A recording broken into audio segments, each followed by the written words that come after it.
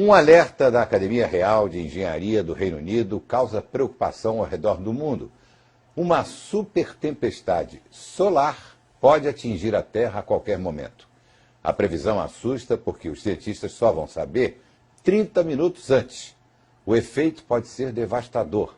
Segundo o autor do estudo, uma tempestade dessas dimensões ocorre a cada 150 anos. O cientista também afirma que os governos precisam ter um plano de emergência para enfrentar um apagão longo e de grandes proporções. A ameaça que vem do céu. Cientistas alertam. O Sol pode provocar um desastre sem precedentes. Uma grande tempestade solar está a caminho. E o pior, não há como saber com precisão quando e como ela vai atingir a Terra. A Terra ameaçada pelo Sol?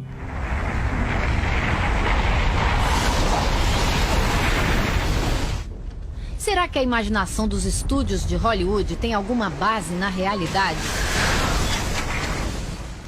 As tempestades solares existem. Muitas delas já foram registradas por observadores e cientistas. E para se ter uma ideia do que pode acontecer, é preciso voltar no tempo.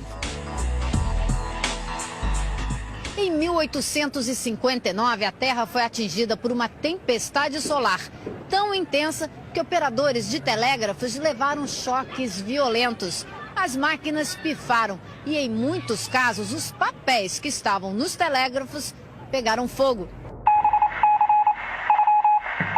Naquela época, há mais de 150 anos, a eletricidade era pouco usada. Mas e hoje? O que aconteceria se nós fôssemos atingidos novamente por uma tempestade solar muito forte?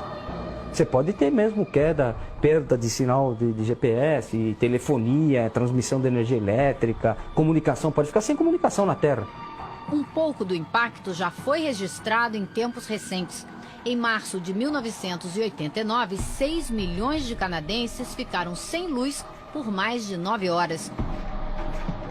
Segundo a NASA, uma erupção no Sol afetou as linhas de transmissão de energia do Canadá e chegou a derreter transformadores de Nova Jersey, nos Estados Unidos. Em julho de 2000, o Sol provocou curtos-circuitos em satélites e deixou muitas rádios fora do ar.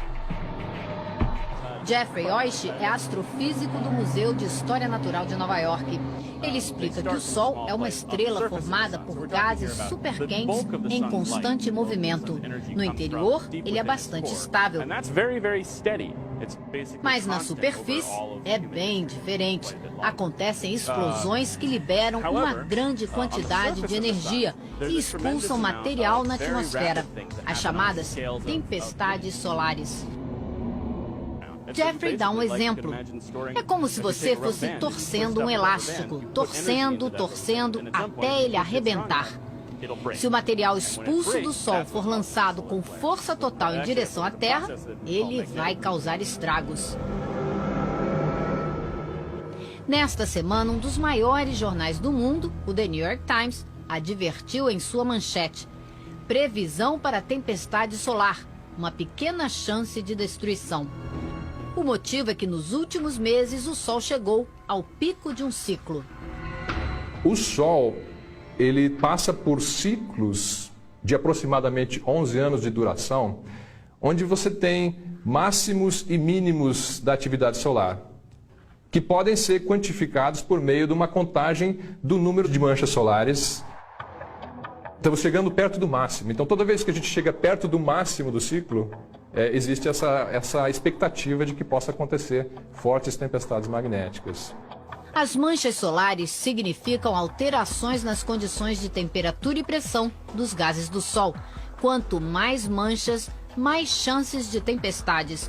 E nesse momento o Sol registra uma alta no número de pontos negros. Quando as explosões solares não pegam a Terra em cheio, o efeito nem sempre é tão assustador.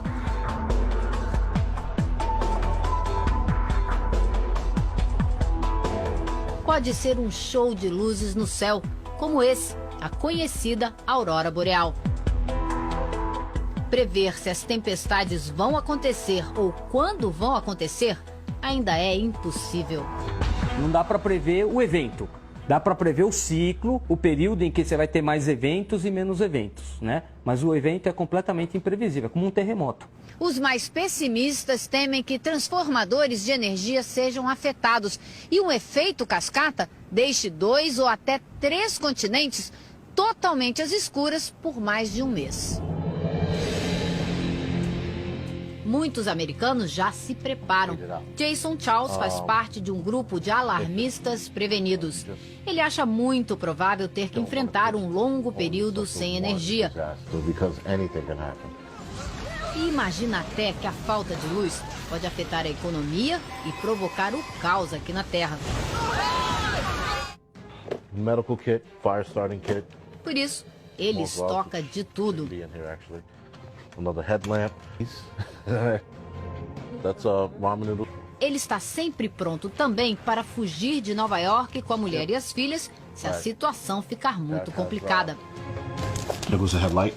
Ah, para botar na cabeça. Uma lâmpada de botar na cabeça.